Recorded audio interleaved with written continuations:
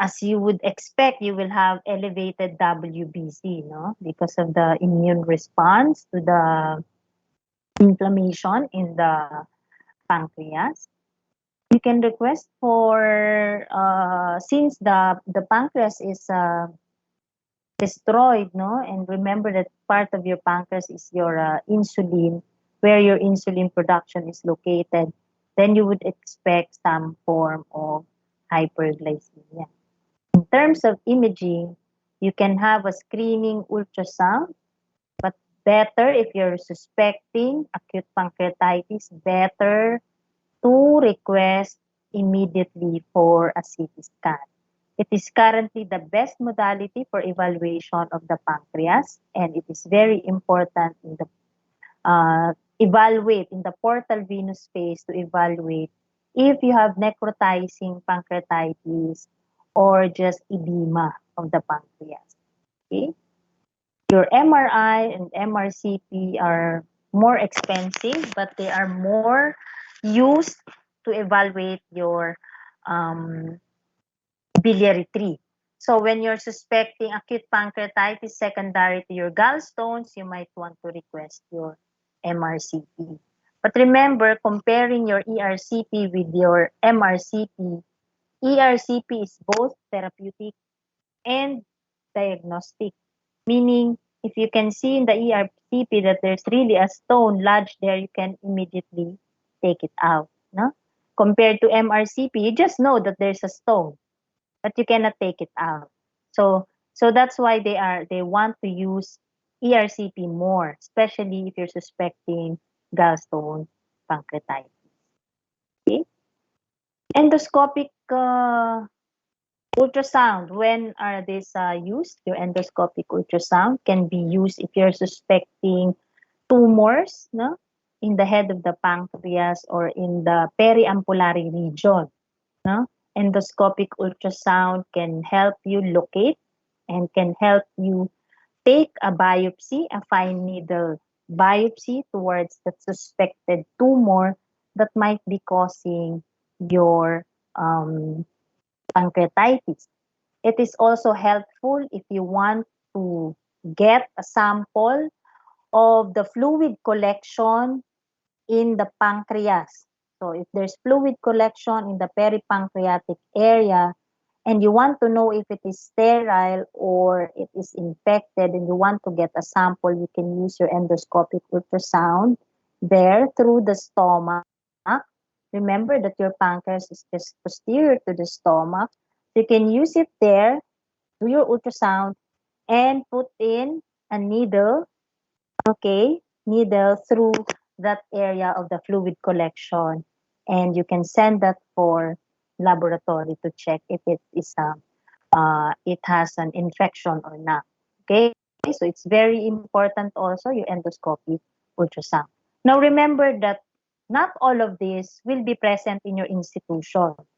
So when you go back to your country of origin, or in the region where you want to practice medicine, you have to check which of the following are available, because not all of them are available. No, MRI and MRCP are not readily available. Also, ERCP and endoscopic ultrasound, and you will be left with ultrasound and CT scan really, because they are more available.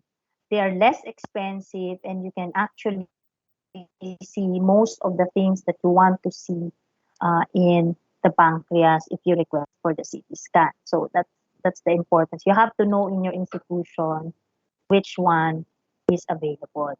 If you are to choose, get the CT scan. Okay? Doctor, for the Yes. ultrasound, is it transabdominal ultrasound? Yes. Sometimes if your sonologist, no, the one who is performing the ultrasound, you call them your sonologist. There are some sonologists who are really very good in, and they're very experienced in terms of looking for the pancreas. Remember, it's more difficult to look for the pancreas because it is retroperitoneal. No? You have to go through the stomach and look for it. And if you have a very good sonologist, sometimes they can really see and describe the pancreas for you. But if you do not have that expertise in your institution, then you might want to settle with the CT scan. Okay? So that's the So, best. doctor, in your opinion, transabdominal ultrasound and EUS, which is preferable? Depends on what you want to look for. So, as I've mentioned earlier, if you just want to evaluate the presence of fluid collection in your peripancreatic area, you can have the ultrasound. But if you want to do some intervention, like you want to aspirate or you want to drain the fluid, you will have to use your endoscopic ultrasound. So it depends on what you want to do. Okay? If it is just for diagnosis, you can have the transabdominal ultrasound just to diagnose. But if you need to perform some intervention for your management of acute pancreatitis, you can use the endoscopic ultrasound. But as I have mentioned, it is not readily available in all hospitals. Okay? So Thank you, doctor. you have to know the availability also. Okay? So these are your options in terms of the diagnostic to diagnose your acute pancreatitis. Just showing you this again, depends on the etiology, you will have your diagnostic option. So if it's a gallstone, ultrasound is very good. No? Don't need MRI actually. If you have a very good sonologist, you can have the ultrasound. Alcohol, as I've mentioned, history, serum alcohol levels, okay, and so on and so forth. Okay. Now, there are lots of ways you can read in the book on how to assess the severity of acute pancreatitis. The more popular before is the Ranson's prognostic signs of pancreatitis. So, Ranson's criteria has two types, the one for gallstone and the other for those not due to gallstones. And this is the criteria on admission and during the first 48 hours of admission. You have to get this, and if it's less than three that is present, less than three criteria that is present, then you know that this is a mild type of pancreatitis. If it is more than six, then you're dealing with, especially during the next 48 hours, you are dealing with a more severe disease with a mortality rate of as high as 50%. Okay? So the key determinants of your severity will be your local complications and of course presence of your organ failure. So that okay, so this is the criteria for gallstone pancreatitis. Remember, it's different for the one for non-gallstone and the one for gallstone. So this is your Ranson's criteria. There is another criteria that is used, the Atlanta classification. No? This is just based on the presence or absence of your complications and local or systemic organ failure. Okay, and if you have a severe infected local complication. But really, nowadays we just use some hospitals they use the Atlanta what do you call this? They use the Atlanta classification. But really, nowadays, we just identify them as mild, moderately severe, and severe based on the following criteria: the complete absence of systemic inflammatory response syndrome, and no local pancreatic complications, no end organ failure that is mild. For moderately severe, you have local pancreatic complications such as necrosis and acute fluid collections. Or there is transient organ failure. We say transient because it will resolve within 48 hours. But if there is persistent organ failure, so your kidneys are failing, your liver is failing, your lungs are failing you, then you know for more than 48 hours, you cannot control them, you cannot treat them, you cannot prevent its progression, then that is a persistent organ failure, and that is the only criteria for your severe pancreatitis. So it's much easier to remember, right? compared it to your Ransons, you have a lot of numbers, no?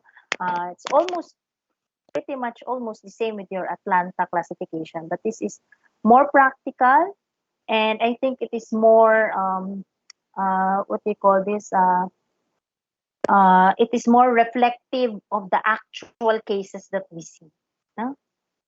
So usually we see these moderately severe, they have local pancreatic complications. Once we have addressed the complications, they will have improvement of their organ failure within 48 hours. But the severe ones, the ones that come to us late with severe acute kidney failure already, you have elevated WBC, really in severe systemic inflammatory response syndrome, they are the ones that really has a high mortality rate. So that's more practical. No? How do we manage pancreatitis? Of course, the principles of management, you always do your fluid resuscitation. Remember, in our diagnosis, most of the patients with moderately severe to severe pancreatitis will have signs and symptoms of dehydration. And aggressive fluid resuscitation is really the key to pull them out of the severe inflammatory response. Remember, the inflammatory response will have your edema, third spacing, the loss of intravascular volume, and you really have to give the fluid to your patient to prevent hypoperfusion in the organ. Of course, pain management is very important. You can give them what they call this opioids for the pain, and nutritional support. Before, when we have acute pancreatitis, before they tell us, no, when I was a resident, they would tell us, you don't feed the patient, you have to have complete bowel rest. But nowadays, they are showing us that the importance of nutritional support in patients with acute pancreatitis, and the timing really is very, very important. So for mild to moderate pancreatitis, you can actually start enteral feeding as soon as the abdominal pain has resolved and your inflammatory markers such as your WBC, your amylase lipase started to go down. So that would be about 2 to 3 days. No? Remember, if it resolves within 48 hours, then you can start your nutritional support. Enteral feeding is still the best way to give your nutritional support to your patient. However, in severe pancreatitis, enteral nutrition can be still be provided, but you have to use your nasogastric tube. You have to insert the nasogastric tube, and it has to pass beyond your duodenum. So meaning the tip of your tube should be at the level of the jejunum, proximal jejunum already, to bypass the area of the duodenum. And there you can actually give pre pre-digested milk formulas so that there will be less digestion. No? The jejunum will just immediately absorb the the milk formula that you give through nasogastric tube, and that is part of your nutritional support. For those that really you cannot feed for more than 5 days, then you might want to consider parenteral nutrition. Okay. Next is your antibiotics. Some books would say that antibiotics are not indicated for patients with no signs of infection. But as you can remember, your acute pancreatitis, usually their presentation is severe inflammatory response. So you really cannot, you know, you really cannot say if there's no infection or there's infection unless you aspirated that area of the pancreas where there's fluid collection and see if there's a really growth of bacteria. And so that's why in some of the books you might read that you can start early and broad spectrum antibiotics, no? Especially if the patient has a very high WBC count, severely dehydrated because of the inflammatory response, then you might want to consider giving broad spectrum antibiotics. Okay? ERCP. When do we consider ERCP? Of course, as I've mentioned earlier, ERCP is for the one that with stones, no? Gallstone pancreatitis. So you have to think of ERCP if there's obstruction in your common bile duct as well as in your pancreatic duct. The relief of if you relieve the obstruction, then you can have improvement of your acute pancreatitis. Okay? So as a surgeon, when do we perform surgery for patients with acute pancreatitis? So we do that for patients who presents to us at the emergency level as an acute abdomen. No? And this usually will have necrotizing pancreatitis or what we call your hemorrhagic pancreatitis. You can really see that the fluid collection has already spread out of the the lesser sac and has spread throughout the entire area of the peritoneum, causing peritonitis. No? Or if it has eroded some vessel, either small or large vessel that could cause a lot of bleeding, then you have hemorrhagic pancreatitis. And that one you really have to operate on. Okay?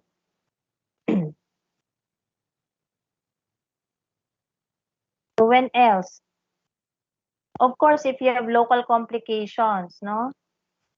As I've mentioned earlier, your local complication. We usually operate when there is infection. No? You have to drain the infected fluid collection over there if it's an acute one. But of course, surgery is the last resort. Why? Because you still have your endoscopic interventions, no? Your ERCP, endoscopic ultrasound guided, CT guided aspiration of your infected pancreatic fluid collection. But if it's a chronic complication like your pseudocyst, then you really have to drain that by inserting a tube or do your cystogastrostomy or drainage through your stomach or through your jejunum. Okay? Oh, just showing you. Just kindly please take note the difference in the definition of your pancreatic fluid collection. It's in your book, no? So you can easily go back and check on the definition. These are CT scan cuts showing you the pseudocyst that is enlarged and is causing obstruction already to the stomach.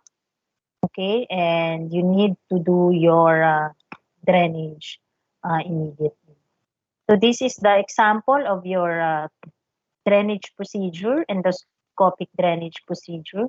So this is the scope passing through the esophagus to the stomach, okay? And then the pseudocyst is posterior to the stomach, and you have an ultrasound there, and you have the needle there, you aspirate, okay? Sometimes you can do, this is an open procedure wherein you open the posterior part of the stomach so that the fluid will just drain through the stomach and then you close this again. This is an open drainage cystogastrostomy. So this is, sometimes they do not open at all. They will just put a pigtail stent, no, through the stomach. So you just put the stent there, okay, so that the cyst, the fluid collection will drain through the stomach. Okay?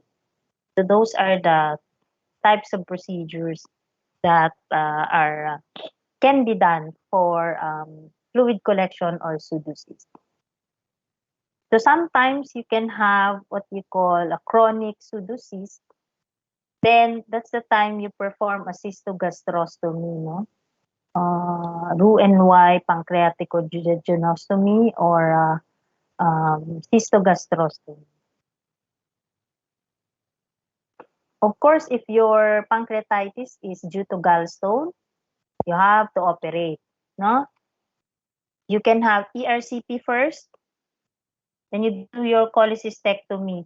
So your ERCP will be for the CBD stones to clear your biliary tree, and then you perform your cholecystectomy because it will just repeat itself the stone from the gallbladder going down to your common bile duct. So you have to perform your cholecystectomy. Okay. You can also do an open common bile duct exploration if your ERCP is not available. You can also do a laparoscopic cholecystectomy plus common bile duct exploration. Okay, so depending on the expertise of the surgeon, you can do it laparoscopically or an open procedure. But the best option really is to do your ERCP first. ERCP to clear the stone in the common bile duct, and then you perform your cholecystectomy.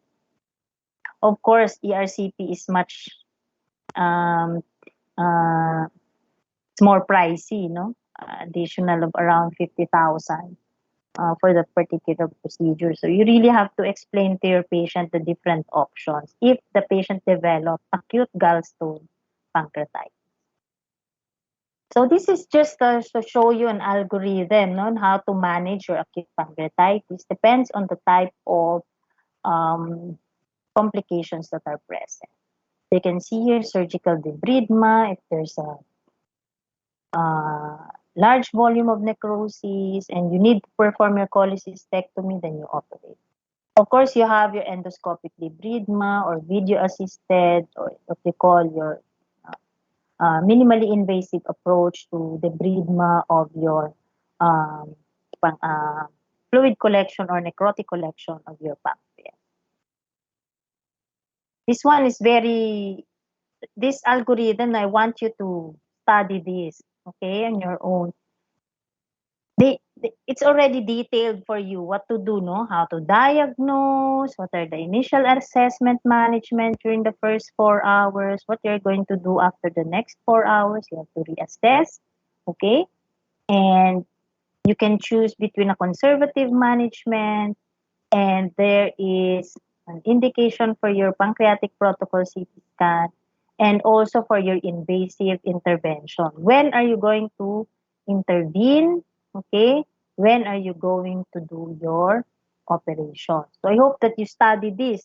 We discussed this already, but in your book it was laid down for you very, very clearly. So I hope that you you study this for acute pancreatitis.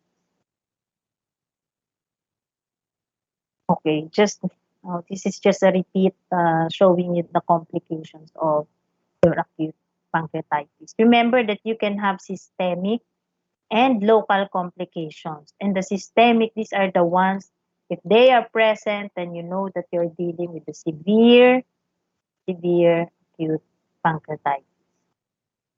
Okay? So remember that your mortality rate for a severe pancreatitis will be 20 to 40%. And if they are critical, it can be as high as 50%. So remember the prognosis, no? Especially for those with persistent multiple organ failure, then really as high as 50% or more, no?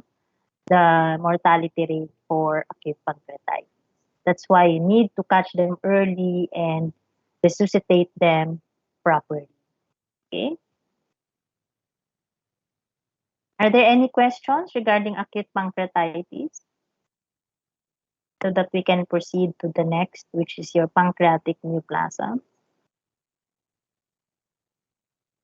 Okay, I will just continue if Doctor, you have, yes.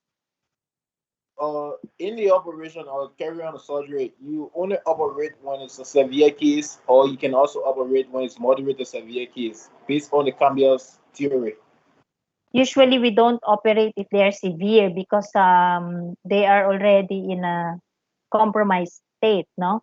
We only operate when they are, if they present with an acute abdomen. Okay?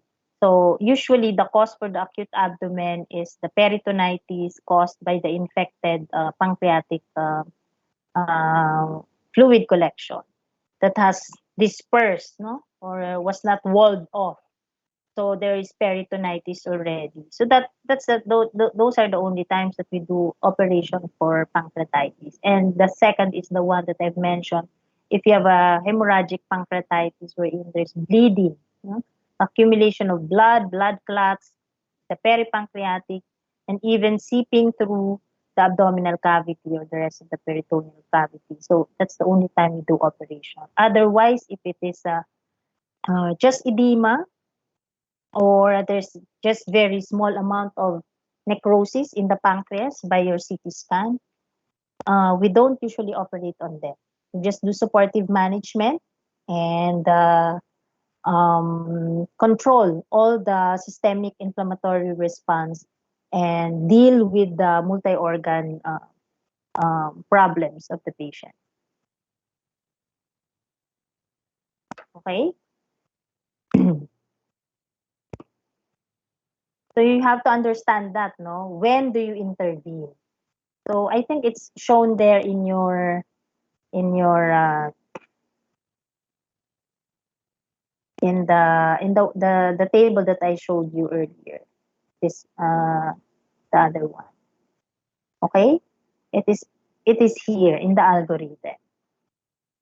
Okay? So if there are no more questions regarding pancreatitis, let's proceed with your pancreatic neoplasms. We will just focus on the exocrine pancreatic neoplasm, and because it is more common, the endocrine and the cystic are less common. Okay, so the endocrine neoplasms of the pancreas is usually associated with your Men syndrome, no? So it's very rare. Most are non-functional and most are malignant. So you can see there your insulinomas, gastrinomas, your glucagonoma, and somatostatinoma. So these are very rare tumors. No? And we will not dwell so much on them. But they have better prognosis than your exocrine pancreatic tumor. So do you know this person? The one that I've shown here? Who is this? Do you know him? Steve Jobs. Steve Jobs. Okay. Why did I put Steve Jobs here?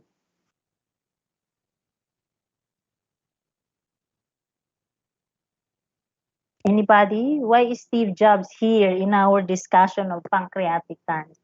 He might have died from cancer, Yeah. pancreatic cancer. So he died of pancreatic cancer.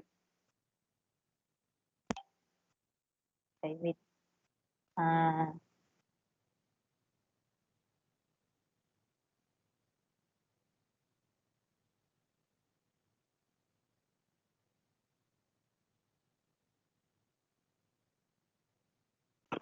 okay.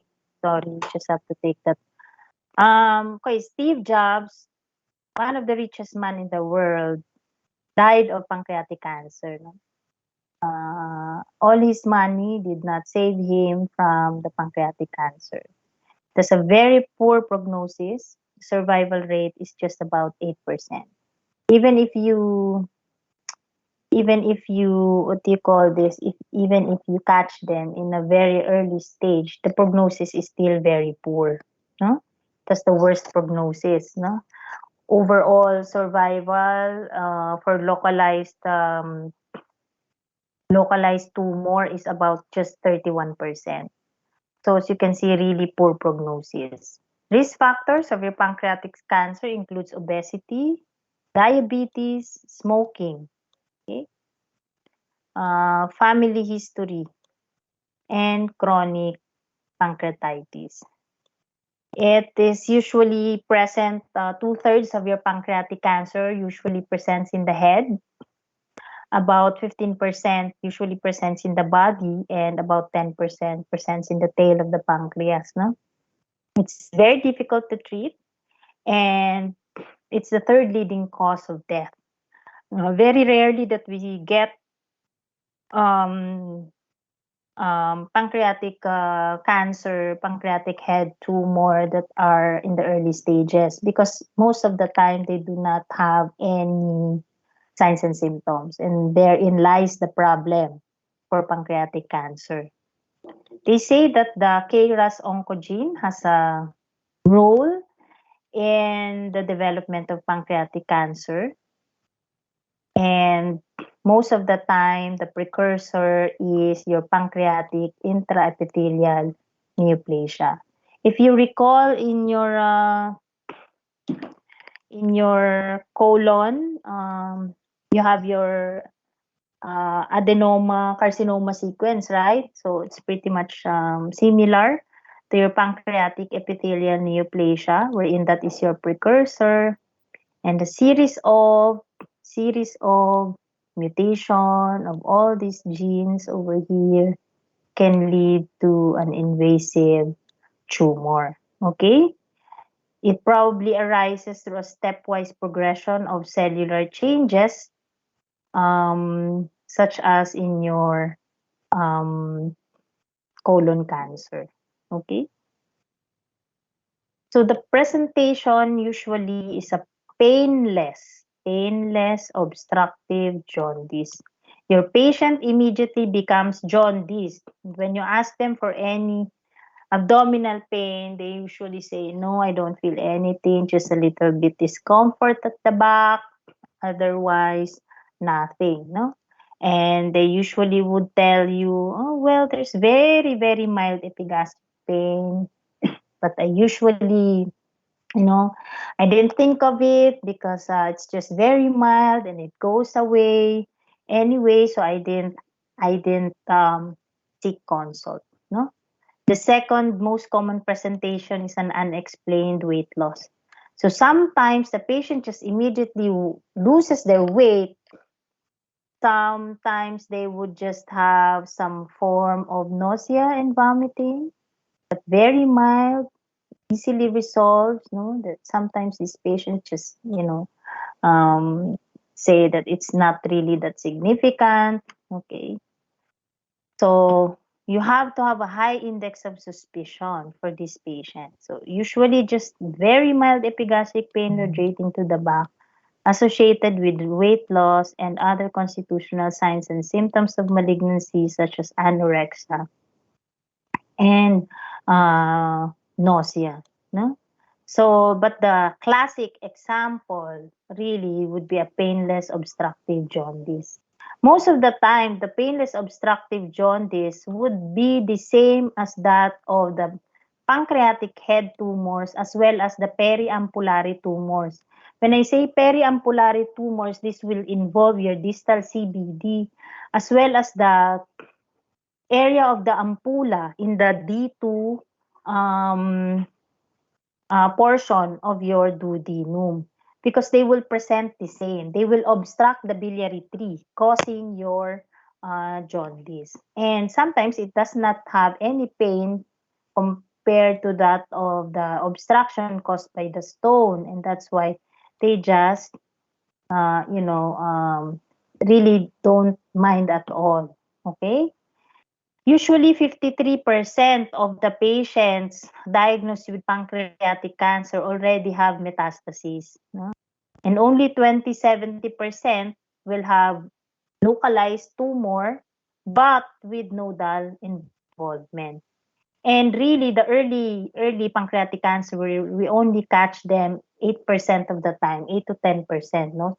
That's how it is. That's why it has very poor prognosis. So usually what you just see in your physical examination, you will have normal physical examination findings except for the jaundice. You can have mild epigastric tenderness.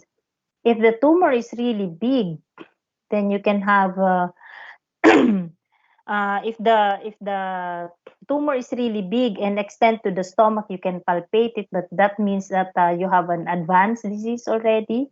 Or sometimes you can just palpate the gallbladder, which is distended due to the obstruction.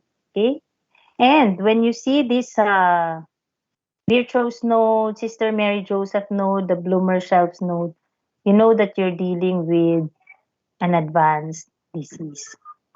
Okay. Usually, you will have high index of suspicion if you requested for an ultrasound. You see a distended gallbladder without stones. Okay. You can request for CT scan, the triple contrast, and the triphasic. If you want to focus more on the pancreas, then you can request for the pancreatic protocol that would focus on the pancreas uh, The CT scan will really focus on the pancreas. Your CT scan is the imaging of choice again for pancreatic cancer. It allows for accurate determination of the level of biliary obstruction as well as your relationship to the vascular structures surrounding the pancreas. Okay? You request for endoscopic ultrasound if you want to biopsy the head of the pancreas. You can also request for ERCP with endoscopic ultrasound so that you can see the rest of the biliary tract and the periampullary areas. You can request also for your tumor marker in the form of CA19-9.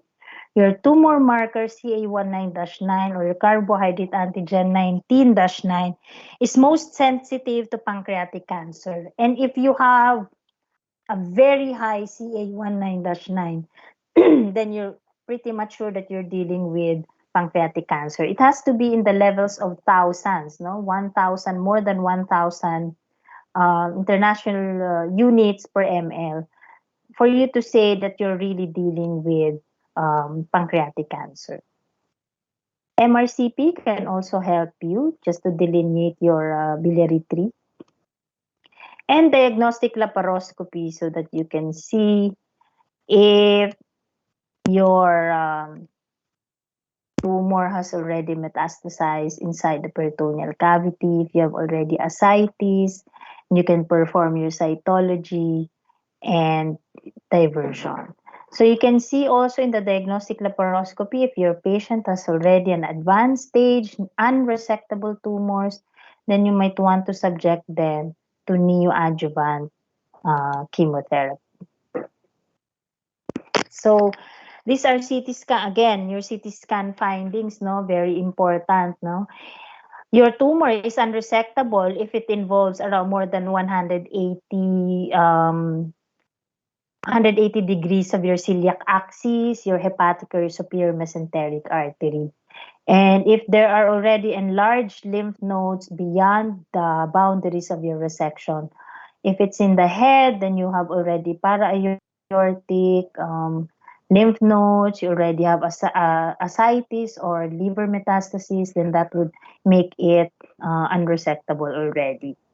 Of course, if there's invasion of your superior mesenteric vein or the portal vein, okay, portal vein over here, it's already encroached by your tumor, then it is considered as unresectable. And when you have an unresectable tumor, meaning you cannot remove them because of the involvement of your vascular vessels, then you will resort to neoadjuvant treatment. Okay? How do you stage pancreatic cancer? Very easy. It's in the size for the T. Okay, we follow the TMN um, nomenclature. So your tumor has to be in the size of the tumor. You have to consider that the nodal status, if there is the presence or absence in the imaging that you have requested. You have already an N1 if there is regional lymph node involvement, and of course the presence of distant metastases. And you can see here that if you have nodal metastasis already, that is automatically a stage 3 disease. Okay? If you have a tumor that's more than 4 centimeters or T4 and with the encroachment of the adjacent structures such as your stomach, your duodenum, or your vascular structures, that is automatically a T3 tumor. And these are really the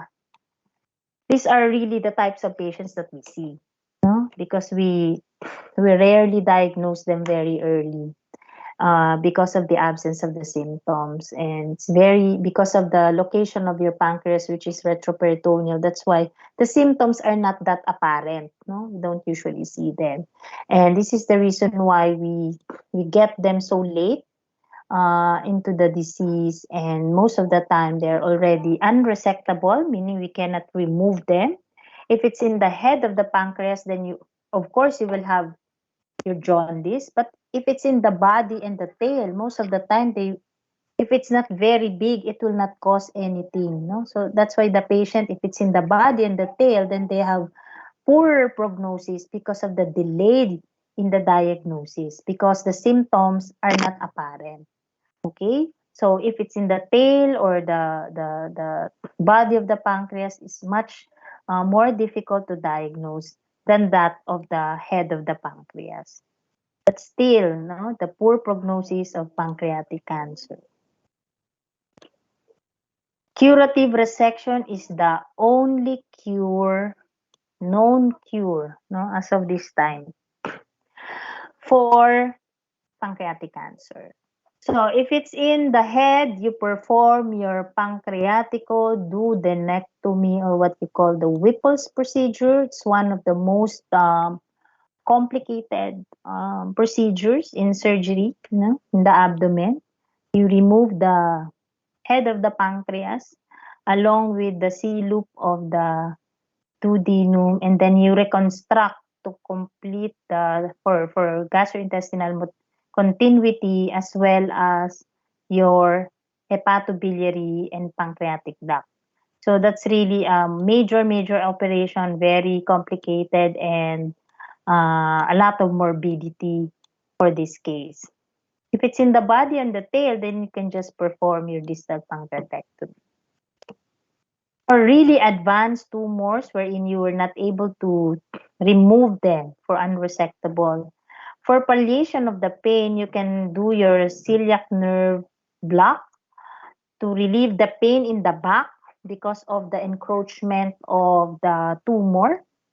And of course, you can have a double bypass procedure wherein you use the gallbladder, uh, attach it to your jejunum, also your stomach, you bypass it, attach it directly to the jejunum. Remember that your biliary will be obstructed because of the flow coming from your common bile duct. Your gastric, there will be gastric outlet obstruction because the head of the pancreas will actually impinge on the C loop of the tomb of the duodenum, causing the obstruction over there. So whatever is in the stomach, it cannot pass through the duodenum because of the pancreatic head tumor encroachment or extension. So that's the usually this is what we do as palliation to your advanced um, pancreatic cancer. You can also have stenting, no? But most of the time, really, they are very advanced. Even the endoscopic procedures are not that helpful anymore. You can also give your patient your chemotherapy and radiation to relieve the pain. So you can give gemcitabine, capecitabine, or 5-fluorouracil. But most of the time, they have very poor response to chemotherapy, and the there is lack of significant survival response. You know, Steve Jobs even enrolled himself in a clinical trial for chemotherapy for pancreatic cancer because he had a recurrence. No, he underwent Whipple's procedure already, but after that there was recurrence of the tumor because it was already advanced to begin with. So there were recurrences in his pancreas, and then they subjected him to experimental chemotherapy drugs. So he enrolled himself in the clinical trial, but still it was not that successful, for which he eventually succumbed to the disease. Okay, so this is just showing you. You can review this in your book. No, this is your Whipple's procedure. So you cut this area here in the duodenum over here. You cut through the neck without violating the vascular structures. Okay. And then as you can see here, you separate it from the portal vein, ligating its branches superiorly. This is part of your common bile duct already that was cut. Okay. And then you reconstruct. So remember this white area over here, this is the one that you resected or you remove. Okay? Okay, and this is how you reconstruct it. So the common bile duct, oh, you start first with the cut portion, the proximal portion of your jejunum, you anastomose it to the body and tail of the pancreas so that the pancreatic duct will um, go through here. And then next is your common bile duct. You attach it here so that it will easily drain the bile over here directly to the jejunum. And of course, you have to reconstruct the stomach. So the stomach, you attach again to the distal portion of the jejunum to complete your gastrointestinal integrity. Okay, so that the food can come here, go down towards the jejunum, and so on and so forth. So you have to restore your gastrointestinal continuity as well as your pancreatic ducts as well as your common bile duct. So this is what you call your pancreaticoduodenectomy or your Whipple's procedure. So very complicated. Most of the time, there will be delayed gastric emptying time. Sometimes you can have leak of pancreatic secretions over here. It can cause pancreatitis as well. Can cause hemorrhage. No, leak also here. If the anastomosis, if the sutures break down, then you know the bile will come out, go to your abdomen, and will have peritonitis. So very complicated procedure. No, takes about 6 to 10 hours, sometimes up to 12 hours of operation. If you become clerks and you get the chance to assist in one of these operations, please do so because it's really very rare that we see this now. Okay? Because of the advanced disease, no? We rarely perform this now because most of the time it's unresectable. Okay? So just to show you a what do you call this? Um, algorithm, no? If it's a resectable tumor, you can do your diagnostic laparoscopy, your Whipple's procedure. Okay. If it's unresectable, you can have biopsy, you can enroll them in clinical trials, or you can perform the one that I've mentioned. You have to perform your palliative surgery, wherein you have a double bypass procedure. Okay. Any questions regarding pancreatic cancer? Doctor, Yes. um, I just wanted to ask why is stage 4 cancer, not just pancreatic, but other ones, why is it unresectable? Stage advanced cancer. Why is it, why exactly is it unresectable? Unresectable, you mean? Like stage 4 cancers, not just pancreatic, but just cancer generally. Why is stage 4 unresectable? Like, can't you Well, just take it out? Well, it's unresectable already because you cannot take out the entire tumor. If you have metastasis in the liver and the involvement of the liver is the entire liver, so that would mean that you're going to take out the entire liver. Your patient cannot survive. If it metastasizes to the rest of the organs, you cannot remove them all. And that becomes unresectable already because your goal is to remove all visible tumor, correct? In your operation. So if it is already stage 4, there are a lot of tumors already that are mm, all over the place. You know? Transplant is not an option for those with um, liver metastasis because most of the time, remember, it's in the hematogenous route. If it's already in the liver, there are a lot of cancer cells that are circulating your circulatory system or in the blood that you cannot take out already. So it's useless if you do a liver transplant and you did not remove the rest of the tumor that you cannot see, right? So useless to remove all of them. What you can do is just give systemic chemotherapy so that it can address the systemic spread of the disease. transplant of the liver. Is that what you're asking, the Jejvo? Transplant for pancreatic cancer. We do not have that technology yet for pancreatic transplantation. We do not have that yet. We don't know how to do that.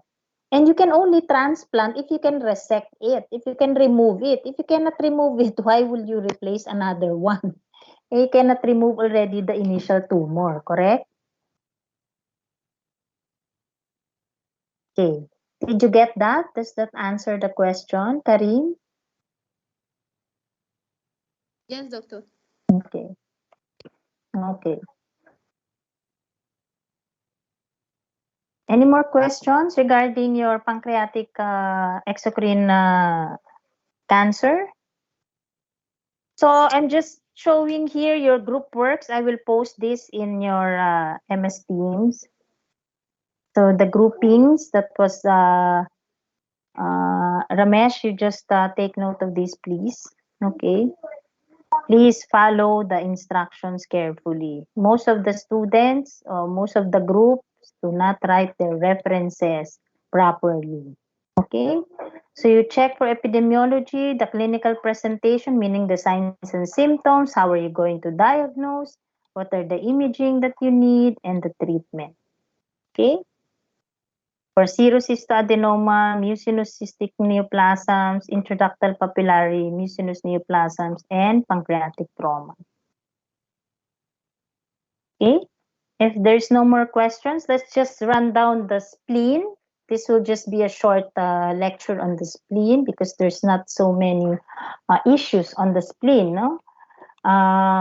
You know that the spleen is your largest reticuloendothelial organ in the body and it is encapsulated mass of vascular structures. As you can see, this is the hilum, as what we have discussed earlier. You have your splenic artery, splenic vein, and it branches off to the parts of your um, what do you call this? The hilum and to the parts of your of your spleen. And as you can see here, you have your the relationship of your spleen where you have the visceral surface here, you have the colic impression, the gastric impression, and the renal impression, which would tell you that they are intimately related to the stomach, to the kidney, to the left kidney, and to the transverse colon. Okay? And you already know about accessory spleen, and these are present in 20% of the population. Most of the time, they are found in the hilum, here in this area. Okay, 80% are found in the hilum, in the vascular pedicle of your spleen. But you have to check in the omentum, in the mesentery, even in the gonadal vessels. You can still see um, uh, accessory spleen. Now, the importance of the identification of the accessory spleen is that if you're dealing with malignancies or if you're dealing with what they call this hematologic diseases that needs removal of your spleen, you have to take out all the accessory spleen. Otherwise, it will just grow big and sometimes they are very friable. Vasculature can lead to bleeding if they become enlarged. That's the importance of your splenic um, accessory spleens. Okay, just a review. You have the uh, gastrosplenic, you have the phrenicocholic, okay, and the splenocholic ligaments that attaches towards your spleen. And these are the things that if you want to remove the spleen, these are the things that you need to identify and dissect so that you can remove the spleen entirely. Okay? The vascular supply, we've mentioned that already. Okay? So we will just discuss hypersplenism and overwhelming post-splenectomy sepsis. For the spleen, there's not much of problems, no, or diseases, but there will be instances where you will perform splenectomy, and most of the indications here will be your RBC disorders, hemoglobinopathies, and platelet disorders. Rarely do we do those for malignant diseases, especially those with hematologic problems like your bone marrow disorders and white blood cells disorders. Most of the time, we do splenectomy for trauma, either iatrogenic or for abscess. Infection that was hematologically distributed and stayed in the spleen, causing the abscess. Sometimes they rupture. No? Cysts can also form in the cyst, some parasitic cysts that continue to grow big and becomes, and they can rupture also, and that's why we perform splenectomy. Primary tumors of the spleen are very rare. Okay, so here are the indications for and expected response to splenectomy in various benign diseases, including your RBC disorders and platelet disorders. So, as you can see here, it is already mentioned the response to splenectomy here for patients with G6PD may be curative. No? For those with sickle cell disease, it's just palliative with variable response. Um, thrombocytopenic purpura or your TTP. Usually it's curative, so this is one of the more common indications for splenectomy, your thrombocytopenic purpura, your AML, CML, and CLL. Well, they have various responses. Sometimes they can help in the response. Sometimes it can, since these patients with hematologic problems, they will have an increase in the size of the spleen causing such pain, then it can only relieve the pain, no? And obstruction coming from the enlarged spleen. As you can see, for Hodgkin, for hairy cell leukemia, it is a curative procedure, and that's why it's those with severe symptoms and severe transfusion requirements due to your hairy cell leukemia and failure of medical therapy, splenectomy is indicated. Okay, so others, of course, if it's an abscess, it's curative. If it is your symptomatic parasitic cyst, it is curative also. Your splenic artery aneurysm, it is curative. And for those with symptomatic non-parasitic cysts, they are curative. Okay. For trauma, of course, it is curative also. There are important considerations when you perform splenectomy. Number one is vaccination and patient education. You have to tell them once your spleen is gone, it has been removed, you are high risk in developing an overwhelming post-splenectomy sepsis, or what you call your OPSS. Okay? It is caused by your Streptococcus pneumoniae 50% of the time. The others would be your H. influenza, your Neisseria, and Capnocytophaga calimorsus organisms. So, what are you going to tell your patient? So, if you are going to undergo an elective splenectomy, you might want to have vaccinations 2 weeks prior to surgery. But for example, if it is an emergency splenectomy, especially for patients with trauma, okay, or an iatrogenic injury to the spleen during colon surgery. So, or the patient was stabbed in the back and injured the spleen, causing a lot of bleeding. So those are emergency splenectomies. Or sometimes if you have ruptured abscess in the abdomen, um, If coming from the spleen, you can also have an emergency splenectomy. Then you can give the vaccines 2 weeks, within 2 weeks after the operation. Okay? So with that, you know that the overwhelming post-splenectomy sepsis is rare, but it has a high mortality, and that's why you have to tell your patients if you underwent splenectomy, you can die from OPSS or OPSI, no?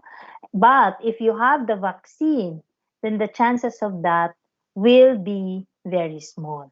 And you have to have a booster shot every 5 years. 5 to 10 years. In some of the books, they would say 10 years, no? Booster shot of 5 to 10 years for your streptococcus pneumo, strep pneumo, influenza, Neisseria. You have to have those vaccines. Okay? Well, that's all for the spleen. There's nothing really much to talk about in the spleen. But I want you for part of your group work, you can have this for the group. The same with the one in the pancreas, no? You have your splenic abscess and the splenic artery aneurysm, which are more common, so that you can have the what do you call this? Um, the time that for this afternoon, you can have your group work. You collaborate with each other. You can use your Microsoft Teams to talk about what you're going to put here. I know that many of you will just copy and paste, and I know these students and this group, and I usually give more points to those students who explain the disease by their own words and not just copy and paste it on the report. Okay? Do you understand your group work? So this is for the spleen, and this is for the cystic neoplasm of the pancreas. I will post this in the MS Teams. Okay? Are there any questions from the class?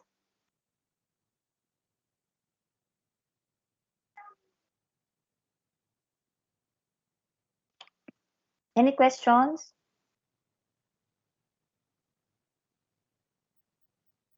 Okay. Thank you, doctor. Okay, if there are none, these were the references, your Schwartz from Sabiston. Some of them, of the diagrams came from your current surgical therapy, but mostly from Schwartz and Sabiston.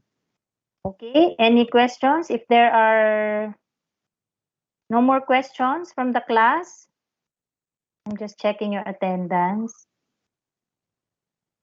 Okay, it's already here. Okay, thank you very much, everybody, for listening, and have a great day. Stay safe, and please do your group work properly. I'm sorry, I forgot the time that you're going to submit it will be on Monday. The deadline will be 5 o'clock. You have to upload your work in the Teams folder that I'm going to create. So you have to upload them before 5 o'clock. So the group leaders are responsible in the uploading of the projects, and you have to submit also your peer evaluation form. So group leader, you have to write down the names of your classmates or your group mates in an Excel file, and then each student will grade each member of the group. Okay, and you have to upload that as well. So when you what do you call this, when you say create a file name, you write your group number first. So you write group 1, okay, and then your topic. Okay, the same thing with your peer evaluation. You write your group, so group 1 and then peer evaluation. Okay, is that understood? Ramesh, Yes, did you? doctor. Yeah, Ramesh, did you get that? So that when your students, your classmates will ask you, you'll be able to answer them.